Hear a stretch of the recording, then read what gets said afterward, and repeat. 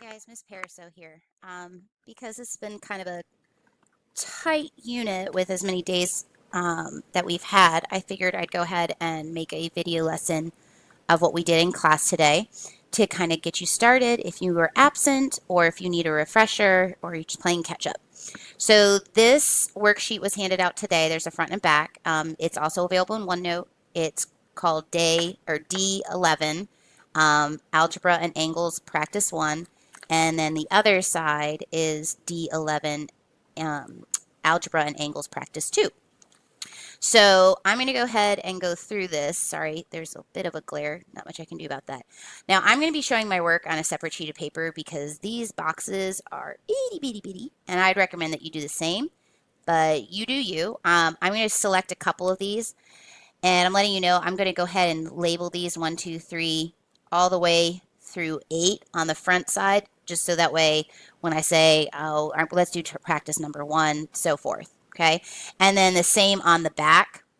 I'm going to do a couple of them, and there's 6 of them on the back. Okay, so that's how I'll be referring to them. All right, but I just wanted to have the diagram here so I can show you what you might want to do and how you approach the problem. Okay, all right, so working on this side, this is the Algebra and Angles Practice 1. And I'm going to go ahead and start off with number 1. And this kind of breaks down how you should approach the problem. On a quiz or test or anything really, it's really just going to give you this information. This shows you your kind of thought process, like, okay, determine the angle relationship, what do you know? And based on the relationships, how can you set up and solve an equation? Now do you just need to solve for x? Do you need to plug things back in? So that's kind of your thought process, all right? So here's our diagram. And the first one says the measure of angle 1 is 2x plus 3. The measure of angle 2 is 3x plus 2. And find the measure of angle 3. So what I'm going to do is I'm going to go ahead and color code. So I know that angle 1 is 2x plus 3. I know that angle 2, okay, is 3x plus 2. And what I'm trying to find is angle 3. So seeing it visually, it can kind of help us figure out all the relationships. So first off, we are given these two. Okay, this we have no variables, we have nothing there to go on. What do we notice about angle 1 and 2? What's the relationship? Okay, well, over on this side, this is a 90-degree angle. Well, all of this adds up to 180, so it's okay for us to assume that this right here is a 90-degree angle. So angle 1, their relationship, angle 1 plus angle 2 is 90 degrees. Okay, so their relationship is complementary angles. Okay, and I like to write that little note because that's going to help me with building my equation. All right, so since angle 1 plus angle 2 equals 90, I can go ahead and continue and work that out and solve for x at least.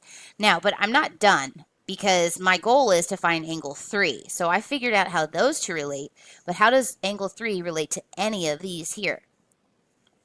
All right, so angle 1, if you notice, okay, look at the blue, green, blue, green. So these guys are actually vertical angles. So angle 1 is congruent to angle 3 because they are vertical angles. All right, so there's our angle relationships, and from there now I can finish solving. All right, so angle 1 plus angle 2, I'm going to have 2x plus 3, that's angle 1, 3x plus 2 adds up to 90. Okay, so there's my first step. So go ahead and pause the video, as I'm not going to show all my algebra part. You should know how to work through those steps. But you can check your math when you unpause the video. So check back in just a couple seconds, and we'll compare your answers. All right, so here's the algebra. You should have solved that x equals 17. But remember, the question was asking you to find angle 3, the measure of angle 3.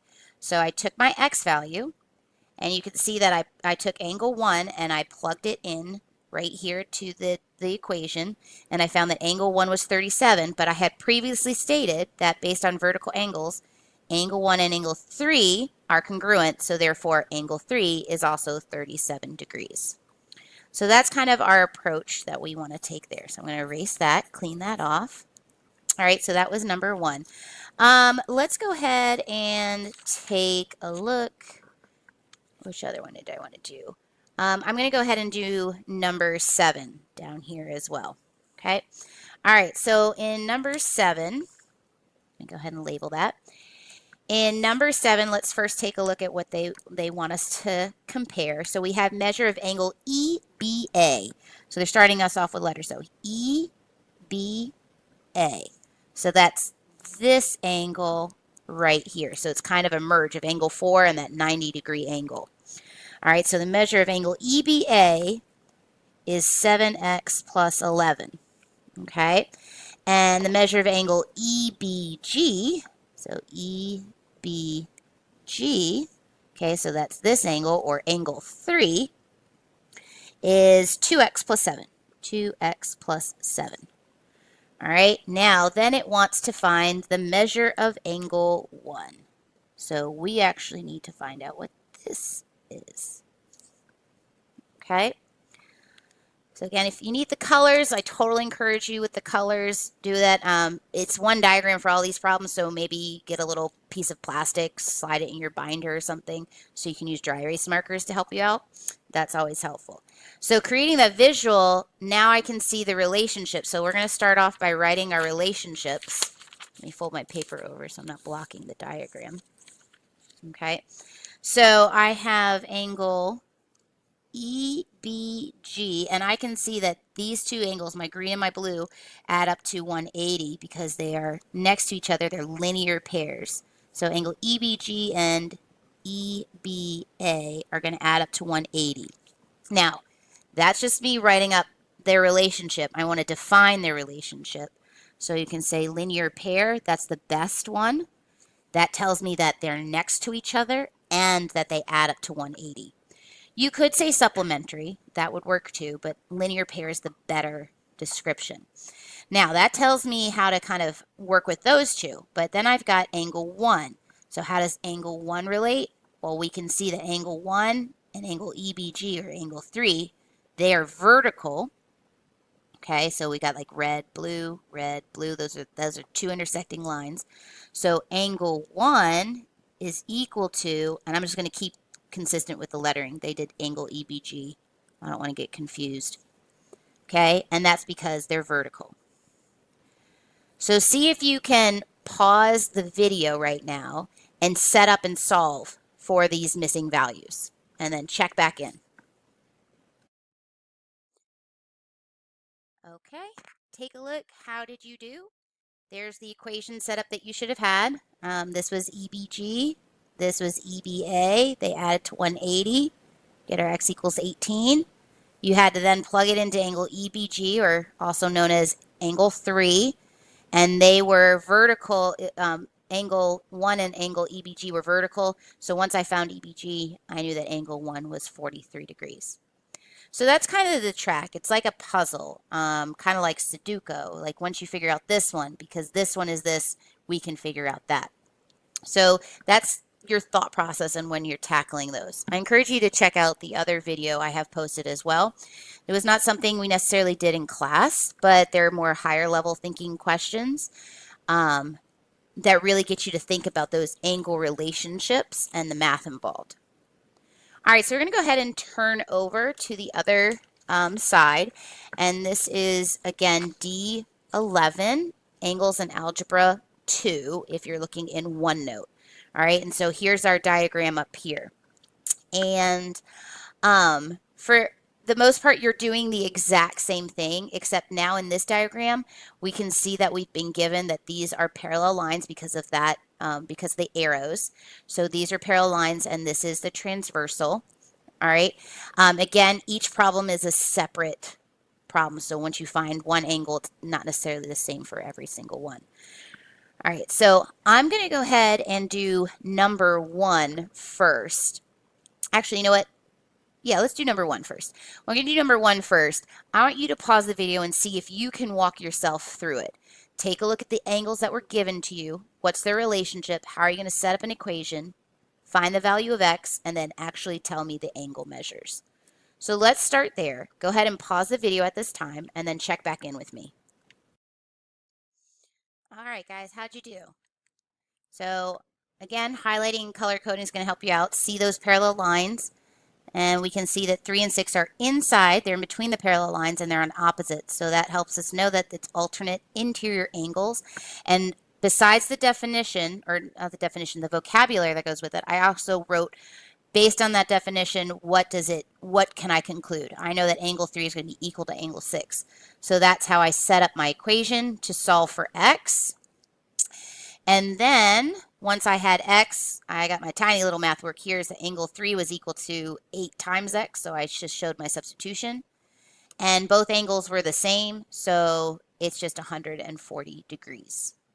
Okay. All right. Go ahead and take a look at the next one. All right. In the next one, we're talking about what's the relationship between angle 2 and angle 5. So get rid of those. Angle 2 and angle 5. If you need to, and again, it's really important that you know that vocabulary because that tells you how you're going to set up your equation. Plus, we're also going to quiz you on that, see if you know your vocabulary. So notice they're on the same side of the transversal in similar spots. So what was that called? Okay, good.